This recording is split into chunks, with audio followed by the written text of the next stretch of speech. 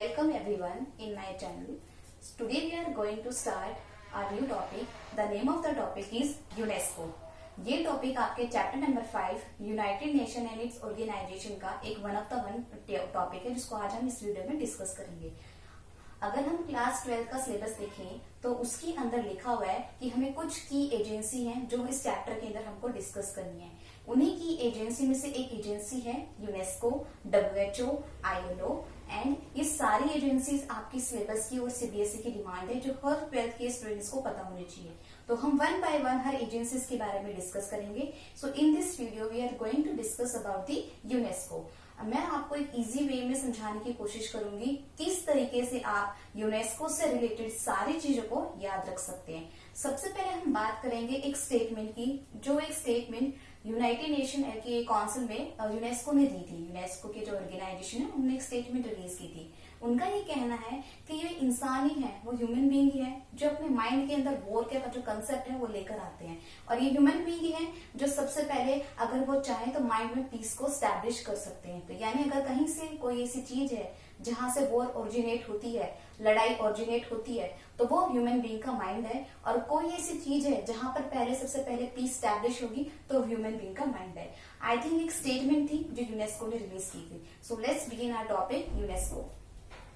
सो UNESCO की अगर हम फुल फॉर्म देखें तो इसकी फुल फॉर्म है United Nation education scientific and cultural organization. देखिए यूनाइटेड नेशन यूनेस्को है, इसके कुछ ऑब्जेक्टिव्स भी होंगे, इसके कुछ मिशंस भी होंगे, लेकिन मैं आपको एक छोटा सा ट्रिक बताऊंगी। जितनी भी सारी एजेंसीज होती हैं, यूनेस्को, यूनिसेफ, WHO, ILO, हमें बहुत सारा इंफॉर्मेशन, बहुत सारा कंटेनर मटेरियल और बहुत सारी चीजें हमें इनकी फुल फॉर्म के अंदर से ही ड्राइव हो जाती है। जैसे मैं आपको एक चीज बताना चाहूंगी, आप देखिएगा कि यूनाइटेड नेशन इसमें किस चीज के ऊपर फोकस करने की कोशिश कर रहे हैं। ये एजुकेशन के ऊपर फोकस कर रहे हैं, तो इट्स ऑब्वियस कि इसमें एजुकेशन की बात होगी। नेक्स्ट फोकस कर रहे हैं साइंटिफिक की, तो इट्स ऑब्वियस कि इसके अंदर साइंस से रिलेटेड चीजें की बात होगी। नेक्स्ट उन्होंने बोला है कल्चरल ऑर्गेनाइजेशन, तो इट्स मीन्स इसके अंदर कल्चर ऑर्गेनाइजेशन से रिलेटेड से बात होगी। तो ये एक तरीका है जिसकी वजह से हम ये रियलाइज कर सकते हैं या फिर कोरिलेट कर सकते हैं कि ये टॉपिक है ये एक्चुअली किस चीज के बारे में डिस्कस कर रहा है। तो लेट्स बिगिन आवर टॉपिक। तो UNESCO refer to the United Nation education scientific and cultural Organization. ये एक स्पेशलाइज्ड एजेंसी है यूनाइटेड नेशन की। इसको हम देख सकते हैं a specialised agency of United Nation, sorry, agency of United Nation. Next इसके बारे में हम जो जानना चाहेंगे वो ये जानना चाहेंगे कि इस यूनेस्को का हेडक्वार्टर कहाँ है और ये कब स्टैब्लिश हुई और कितने इसके मेंबर्स हैं। तो यूनेस्को का जो हेडक्वार्टर है वो है पेरिस में। और कितनी कंट्रीज इसके मेंबर्स हैं, यानी United Nation education scientific and cultural organization के कितनी कंट्रीज इसके मेंबर हैं। सो 193 कंट्रीज इसकी मेंबर्स हैं। 193 कंट्रीज इसके मेंबर हैं। ये एक छोटी सी ब्रीफ इंट्रोडक्शन था यूनेस्को के बारे में। हम इसके बारे में और जानेंगे और मैं आपको एक फैक्ट बताना चाहूंगी यूनाइटेड नेशन या फिर अगर हम बात करें यूनाइटेड नेशन और इसके रिलेटेड कोई भी अगर एजेंसीज हो उसके बारे में आपको मैं एक बात बताना चाहूंगी जो इसमें हम एक फैक्ट भी डिस्कस करेंगे। देखिए दो तरह की कंट्रीज होती हैं। देखिए यूनाइटेड नेशन एक इंटरनेशनल ऑर्गेनाइजेशन है, उसकी एजेंसीज हैं यूनेस्को, यूनिसेफ, WHO, ILO, ये सारी इसकी एजेंसी हैं। लेकिन ये कंपल्सरी एक रूल नहीं है। मान लीजिए एक देश है, उसका एग्जांपल मैं आपके सामने लेना चाहूंगी। मान लीजिए ग्रीस एक कंट्री है, तो ग्रीस के लिए कंपल्सरी नहीं है कि वो पहले यूनाइटेड नेशन का मेंबर बने और फिर यूनेस्को के साथ में जुड़े। ऐसा कोई रूल नहीं है, ठीक है। एक तो ये एग्जांपल हो गया। दूसरा ये एग्जांपल होता है, मान लीजिए इंडिया है, इंडिया यूनाइटेड नेशन का मेंबर है, लेकिन ये कंपल्सरी नहीं है कि यूनाइटेड इस इंडिया को जो है यूनेस्को का मेंबर भी बनना पड़ेगा। ऐसा बिल्कुल भी नहीं है। तो ये दो फैक्ट हैं कि अगर कंट्री चाहे तो उस ऑर्गेनाइजेशन या एजेंसी से जुड़ सकती है, उनके ऊपर किसी तरह का दबाव नहीं है। तो मैं आपको एक फैक्ट बताना चाहूंगी, कुछ ऐसे देशों का नाम बताना चाहूंगी जो यूनाइटेड नेशन के मेंबर हैं लेकिन यूनेस्को से नहीं जुड़े हुए, और कुछ ऐसे देश हैं जो यूनेस्को से जुड़े हुए हैं लेकिन यूनाइटेड नेशन के मेंबर नहीं। सो एक इस फैक्ट को हम थोड़ा सा डिस्कस करना चाहेंगे इस वीडियो के अंदर। तीन ऐसे देश हैं, 3 ऐसी कंट्रीज हैं जिनका नाम मैं आपके सामने लेना चाहूंगी, जैसे knife, Palestine and cook island. Knife, Palestine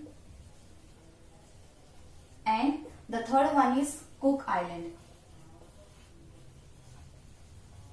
ये 3 ऐसी कंट्रीज हैं, ये 3 ऐसी कंट्रीज हैं आपकी जो यूनेस्को के मेंबर हैं। ये यूनेस्को की मेंबर हैं, यूनेस्को की मेंबर हैं ये तीनों कंट्रीज, बट यूनाइटेड नेशन के मेंबर नहीं है।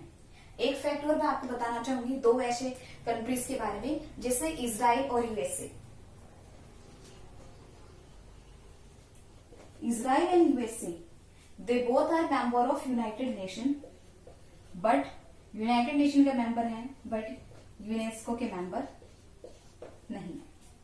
ये एक फैक्ट था जो हमने अभी डिस्कस किया। अब हम डिस्कस करेंगे इसके ऑब्जेक्टिव्स क्या हैं। देखिए, स्टार्टिंग में मैंने आपको एक बात बताई थी कि कई बार इन एजेंसीज की फुल फॉर्म ही हमें इनके ऑब्जेक्टिव्स बता देती है। कई बार हमें इंफॉर्मेशन, बहुत सारा कंटेंट इनकी जो फुल फॉर्म्स होती है उससे ड्राइव हो जाता है। तो मैं आपको कोरिलेट करके दिखाऊंगी किस तरह से हम इसकी फुल फॉर्म से इसके ऑब्जेक्टिव्स तक पहुंच सकते हैं। सो अब हम इसके ऑब्जेक्टिव्स के बारे में डिस्कस करेंगे। सो ऑब्जेक्टिव्स क्या हैं यूनेस्को के, उसके बारे में हम अब डिस्कस करेंगे, यानी इसके ऑब्जेक्टिव्स। सो 1 बाय 1 हम हर एक ऑब्जेक्टिव्स के बारे में इसके डिस्कस करेंगे। सो जिसका फर्स्ट ऑब्जेक्टिव है वो है कि attaining quality education for all. जो फर्स्ट ऑब्जेक्टिव है वो है एजुकेशन से रिलेटेड, यानी ये डिमांड करते हैं क्वालिटी एजुकेशन फॉर ऑल। तो हम इसको शॉर्ट में लिख रहे हैं एजुकेशन फॉर ऑल। आप इस एजुकेशन वर्ड को कोरिलेट कर सकते हैं यूनेस्को की फुल फॉर्म से। सो यहाँ पर हमारा एक फर्स्ट पॉइंट हमने कोरिलेट किया। जो सेकेंड ऑब्जेक्टिव है वो है address emerging and social and ethnic challenges. तो इसको हम शॉर्ट में लिखेंगे एड्रेसिंग एमर्जिंग सोशल चैलेंजेस, यानी समाज के अंदर नए नए उभरते हुए चैलेंजेस को एड्रेस करना। इसको हम शॉर्ट में लिख रहे हैं address social challenges. So now we move on the third point. जो थर्ड पॉइंट है वो है इसका foster culture diversity. Foster culture diversity. तो मैंने यहाँ पर एक वर्ड लिखा है foster. So what is the meaning of foster here? Foster का मतलब होता है टू प्रमोट एनीथिंग, तो यानी कल्चर डाइवर्सिटी को प्रमोट करना। ये भी इसका एक पॉइंट है। 4 पॉइंट है इसका साइंटिफिक डेवलपमेंट और सस्टेनेबल डेवलपमेंट, यानी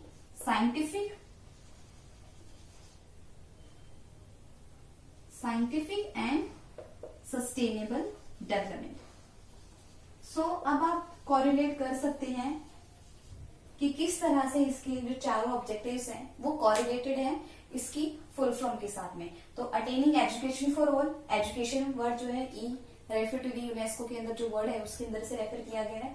सोशल चैलेंजेस, यानी समाज के अंदर जो उभरते हुए जो भी चैलेंजेस हैं वर्ल्ड के अंदर उनको एड्रेस करना। कल्चर डाइवर्सिटी को प्रमोट करना, वर्ल्ड के अंदर जितने भी कल्चर्स हैं उन सबको एक साथ लेकर चलना, उनको प्रमोट करना, to establish harmony between the peoples. ठीक है। And the fourth one is very important, to promote scientific and आपका सस्टेनेबल डेवलपमेंट। तो ये तो थी आपकी objectives of the UNESCO. Now we will discuss about the कि इसकी हिस्ट्री क्या रही। यूनेस्को जिसके बारे में हम पढ़ रहे हैं, इसकी हिस्ट्री क्या रही, क्या कुछ ऐसा इतिहास है इसका, तो उसके बारे में हम थोड़ा सा अब डिस्कस करेंगे कि यूनेस्को का हिस्ट्री क्या है। सो आई होप यहाँ तक तो आपको समझ में आ गया होगा कि यूनेस्को के ऑब्जेक्टिव्स क्या हैं और यूनेस्को की ये सब चीजें क्या हैं। अगर मैं एग्जाम पॉइंट ऑफ व्यू की बात करूं तो ज्यादा कंटेंट हम इसलिए पढ़ रहे हैं ताकि कोई चीज अगर हमारी छूट जाए तो हमारे पास में अगर कंटेंट ज्यादा होगा तो एग्जाम में हमारे लिए बेनिफिट होगा लिखना। सो अब हम इसके बारे में हम इसकी जो है वो इसकी हिस्ट्री की डिस्कस करेंगे कि इसकी हिस्ट्री क्या है, यानी किस तरह से जो है यूनेस्को हमारे सामने बना, यानी हमारे सामने आया है और किस तरह से डेवलप हुआ है। सो 1942 एक डेट मैं आपके सामने लिखूंगी 1942। आप इसे कोरिलेट कर सकते हैं, डेट सेकेंड वर्ल्ड वॉर के टेन्योर की है। ठीक है। तो 1942 during second world war the government of European countries met in United Kingdom. तो जितनी भी गवर्नमेंट होती है यूरोपियन कंट्रीज की, जितने भी यूरोपियन कंट्रीज होती हैं, वो 1942 में एक जगह पर मीटिंग करते हैं। और मीटिंग कहाँ करते हैं? यूके में। यूके में मीटिंग करते हैं और एक कॉन्फ्रेंस करते हैं, यानी एक चीज के ऊपर, एक विषय के ऊपर डिस्कशन करते हैं। तो जिस टॉपिक पे वो डिस्कशन करते हैं सॉरी, उस टॉपिक का नाम होता है केम। तो केम एक टॉपिक, एक विषय होता है जिसको चूज किया था इस मीटिंग में डिस्कस करने के लिए। तो केम की फुल फॉर्म क्या है? Conference on allied ministries of education, sorry on education. Yes, तो बिल्कुल भी कंफ्यूज नहीं होंगे स्टूडेंट्स। देखिए 1942 during the time of second world war जितनी भी यूरोपियन कंट्रीज होती हैं वो यूनाइटेड किंगडम में एक मीटिंग करती हैं। अब को देखिए, अगर कोई मीटिंग कर रहा है तो इस ऑब्वियस उसका कोई टॉपिक होगा, तो जिस उस मीटिंग का टॉपिक होता है आपका केम। अगर मैं केम की फुल फॉर्म निकालूं, जो हमारे लिए जानना जरूरी है, वो है conference on allied ministries on education. एक कॉन्फ्रेंस होती है सभी मिनिस्टर्स की, इकट्ठे होकर जितने भी सारे मिनिस्टर्स बैठते हैं किस चीज के ऊपर? एजुकेशन के ऊपर एक कॉन्फ्रेंस होती है। ठीक है, ये कॉन्फ्रेंस जो है एजुकेशन को प्रमोट करने के लिए होती है। धीरे धीरे इस कॉन्फ्रेंस में ही कल्चरल ऑर्गेनाइजेशन को हम कैसे प्रमोट कर सकते हैं, कल्चर्स को हम कैसे प्रमोट करते हैं, इसके बारे में थोड़ा सा डिस्कशन इसमें स्टार्ट होता है। एंड लास्ट में आकर नवंबर में 1945 में ये कॉन्फ्रेंस जो है एक लीगल फॉर्म ले लेती है, एक लीगल रूप ले लेती है। ठीक है, और नवंबर 1945 में एक लीगल वे ले लेती है। सो what is the meaning of legal way here? यानी एक फॉर्मल रूप तैयार हो जाता है, एक पेपर वर्क तैयार हो जाता है कि हाँ हमें इस विषय के ऊपर एक ऑर्गेनाइजेशन बनाना है, या फिर हमें इस टॉपिक के ऊपर एक ऑर्गेनाइजेशन बनाएंगे जो पर्टिकुलरली इस फील्ड में काम करेगा। तो नवंबर 1945 को ये डिक्लेयर हो जाता है। अब 16 नवंबर 1945 ये वो डेट होती है जिस दिन यूनेस्को हमारे सामने स्टैब्लिश होता है। तो नवंबर 1945 में तो एक फॉर्मल वे तैयार होता है, एक फॉर्मल पेपर डॉक्यूमेंट्स तैयार होता है, लेकिन जो फाइनल हमारे सामने रिजल्ट आता है वो आता है 16 नवंबर 1945। तो ये वो डेट थी जिस दिन यूनेस्को स्टैब्लिश हुआ। तो क्लास ये तो था एक ऑब्जेक्टिव जो हमने यूनेस्को का, माफ कीजिएगा, ये तो थी हिस्ट्री जो यूनेस्को की अभी हमने डिस्कस करी। तो कुछ और ऐसे इसके फैक्ट्स हैं यूनेस्को के बारे में जो मैं आपके सामने आपको बताना चाहूंगी और डिस्कस करना चाहूंगी इस वीडियो के अंदर। सो अभी तक हमने क्या क्या डिस्कस करा? एक ब्रीफ हिस्ट्री यूनेस्को की। हमने जाना कि इसका हेडक्वार्टर कहाँ है, हमने जाना कि कौन से ऐसे कंट्रीज हैं जो यूनेस्को की मेंबर हैं और कौन से इसके ऑब्जेक्टिव्स हैं। तो कुछ चीजें हमने इसके अंदर जानी। आई होप ये चीजें आपको समझ में आई होगी। अब हम थोड़ा सा आपको इसके बारे में एक ब्रीफ, कुछ और चीजें मैं आपको इसके बारे में बताना चाहूंगी यूनेस्को के बारे में, कि यूनेस्को और कौन सी चीजें में काम करता है। जैसे आपने एक वर्ड सुना होगा हेरिटेज, तो एक और ऐसी फील्ड है जिसके अंदर यूनेस्को अपना काम करता है, जिसके अंदर वो कुछ डिस्कशन करता है, वो आता है आपका वर्ल्ड हेरिटेज कन्वेंशन। तो एक कन्वेंशन हुआ है वर्ल्ड हेरिटेज, ये एक ऐसा वर्ड है जिसके अंदर यूनाइटेड नेशन यूनेस्को अपना काम करता है। यानी वर्ल्ड के अंदर जितने भी मॉन्यूमेंट्स हैं, जितने भी बिल्डिंग्स हैं, जितने भी इंस्क्रिप्शंस हैं, उन सारी चीजों को किस तरह से प्रिजर्व कर सकते हैं, किस तरह से उनकी रक्षा कर सकते हैं, किस तरह से उनसे इंफॉर्मेशन निकाल के हम बता सकते हैं कि हमारा कल्चर कितना ज्यादा पुराना है, इस चीज को लेकर भी यूनेस्को काम करता है। इसलिए वर्ल्ड के अंदर जितने भी हेरिटेज साइट्स हैं उनको प्रोटेक्ट करना, उनको प्रिजर्व रखना, उनके बारे में स्टडी करना, आर्कियोलॉजिकल डिपार्टमेंट्स को वहां पर भेजना, रिसर्च करवाना, उन रिसर्च कराए पेपर्स को पब्लिश करना, उन सारी चीजों का काम भी यूनेस्को जो है करता है। तो इन्होंने क्या किया है, कुछ ऐसी हेरिटेज साइट फाउंड की है पूरे वर्ल्ड के अंदर जिनके ऊपर सबसे ज्यादा फोकस किया है। आप कह सकते हैं कि कुछ ऐसी साइट्स होती है जो जिनकी वजह से देश जाना जाता है। जैसे अगर हम अपने प्यारे भारत की बात करें, इंडिया की बात करें, तो इंडिया के अंदर अगर हम ताजमहल के नाम ले तो ताजमहल भी जाना जाता है। तो कुछ ऐसी साइट्स यूनेस्को ने डिस्कवर करी हैं जो बहुत ज्यादा स्पेशल है। तो कौन सी, वो कितने नंबर ऑफ साइट्स हैं? सो टोटल पूरे वर्ल्ड के अंदर 1121 ये टोटल हेरिटेज साइट्स हैं पूरे वर्ल्ड में। तो मैं आपको कंट्रीज बता देती हूँ कि कितनी कंट्रीज की ये साइट्स हैं और कितनी कंट्रीज हैं। सो ये हैं 167 कंट्रीज की, सॉरी 167 कंट्रीज की हेरिटेज साइट्स हैं। हम बात करते हैं इंडिया की। इंडिया के अंदर कितनी हेरिटेज साइट्स हैं जो यूनेस्को ने आइडेंटिफाई किए हैं, तो वो है 38। ये इंडिया की है। सो आपने देखा इस सेक्टर में भी यूनेस्को काम करता है। प्लस एजुकेशन में इनका one of the main concern रहता है। देखिए एजुकेशन के अंदर क्वालिटी ऑफ एजुकेशन कैसी हो, सोसाइटी के वर्ल्ड के हर सेक्शन तक एजुकेशन कैसे रिसीव हो, जो हमारा जो लोअर सेक्शन एरिया है वहां तक एजुकेशन कैसे रिसीव हो, कैसे एजुकेशन हर पर्टिकुलर है बच्चे को एजुकेशन रिसीव करे, ये one of the main motive रहता है यूनेस्को का। अब आपने हाल ही में एक चीज सुनी होगी अपने स्कूल्स के अंदर, एक नया कंसेप्ट देखा होगा एजुकेशन के अंदर, वो कंसेप्ट है इंक्लूसिव एजुकेशन का। तो what is the meaning of inclusive education? Means एक ऐसा क्लासरूम जिसमें एक नॉर्मल बच्चे के साथ में एक जो स्पेशल चाइल्ड्स होते हैं, मान लीजिए कोई पर्सन है, कोई बच्चा है जिसको हियरिंग प्रॉब्लम है, वो भी बैठेगा, प्लस कोई ऐसा एक बच्चा है जिसको देखने में प्रॉब्लम है, ठीक है, तो वो भी बैठेगा। तो यानी उस बच्चे को कुछ ऐसा फील ना हो कि वो स्पेशल या फिर वो अलग है, तो वो सभी बच्चों के साथ में बैठकर एजुकेशन रिसीव करेगा। तो कौन ऐसी अथॉरिटी है जो ऐसे कंसेप्ट के बारे में सोचती है या डिस्कशन करती है या फिर लोगों को सलाह देती है, और जिसकी वजह से हर वर्ल्ड के अंदर ये चीजें कंसेप्ट फॉलो की जाती है? तो यूनेस्को है जिसने इंक्लूसिव एजुकेशन के कंसेप्ट को जारी किया, और हमारे इंडिया के अंदर भी बहुत सारे स्कूल्स ऐसे हैं जो इस पॉलिसी को फॉलो करते हैं। तो एक चीज और छोटी सी चीज रहेगी यूनेस्को के अंदर, मैं आपको बताना चाहूंगी कि इंडिया के अंदर, भारत के अंदर 2 ऑफिस हैं यूनेस्को के, वो हम बात करना चाहेंगे, उसके बारे में मैं आपसे बात करना चाहूंगी। सो अगर हम अपनी न्यू दिल्ली की बात करें, जहां हम रहते हैं, मेरा रेजिडेंशियल एरिया न्यू दिल्ली है, तो हमारे न्यू दिल्ली के अंदर जो है यूनेस्को के 2 ऑफिस हैं, यानी हमारे भारत के अंदर यूनेस्को के 2 ऑफिस हैं, उनके बारे में आपको बताऊंगी। जो फर्स्ट ऑफिस है यूनेस्को का, वो है आपका चाणक्यपुरी न्यू दिल्ली में। ये इसका नाम है न्यू दिल्ली क्लस्टर ऑफिस।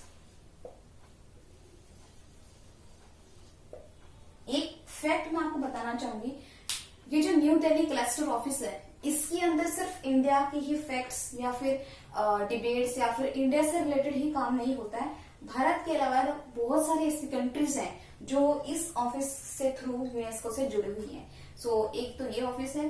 दूसरा ऑफिस का नाम है महात्मा गांधी रिसर्च इंस्टीट्यूट। एक महात्मा गांधी जी के नाम पर एक इंस्टीट्यूट है।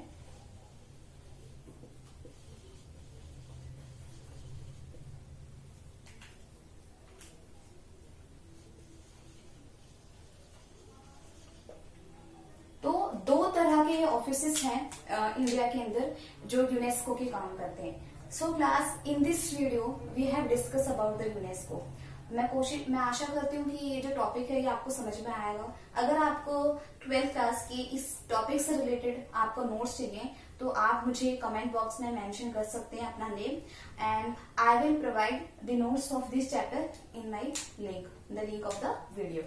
तो क्लास, अगर इस वीडियो के दौरान किसी भी बच्चे को ऐसा लगता है कि मैंने कोई वर्ड गलत प्रोनाउंस किया होगा तो उसके लिए I am sorry and thank you so much. So in the next video we will discuss about the ILO, which refer to the International Labour Organization, and the last Security Council and their expansion. So तब तक के लिए thank you so much. जय हिंद।